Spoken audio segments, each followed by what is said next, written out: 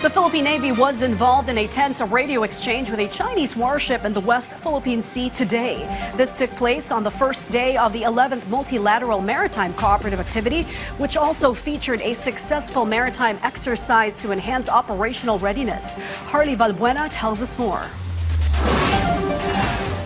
This is Chinese Navy warship 551. We do not possess the legal authority to conduct patrol in the Philippine Exclusive Economic Zone. What is your intention? Over. This is a Chinese warship that enjoys sovereign immunity. We are taking legal military operations. This was the exchange of radio challenges between the Philippine Navy and China People's Liberation Army Navy in West Philippine Sea earlier today. At past 12 noon, a Chinese PLA Navy warship was spotted 35 nautical miles southwest of Capones Island in Zambales.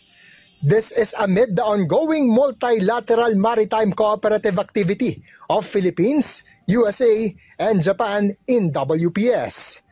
BRP Jose Rizal of the Philippine Navy immediately transmitted a radio challenge to remind the Chinese ship that it has no legal authority to conduct patrol in our exclusive economic zone. Hindi tayo masisindak kasi nandito tayo sa teritoryo natin. From noon until before sunset, 2 Chinese ships were spotted by BRP Jose Rizal. But this did not stop the Philippines-US-Japan maritime activity. On the first day of the 11th MMCA, cooperative activities were conducted, such as the recovery exercise, wherein a naval helicopter safely landed on BRP Jose Rizal while the ship was moving. The exercise might be useful for actual operations of Philippine forces in the future, such as search and rescue, supply missions, and medical evacuation at sea.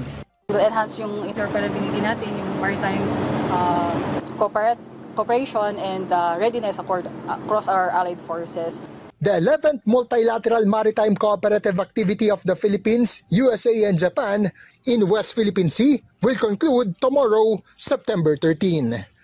Harley Valbuena from the National TV Network for a new and better Philippines.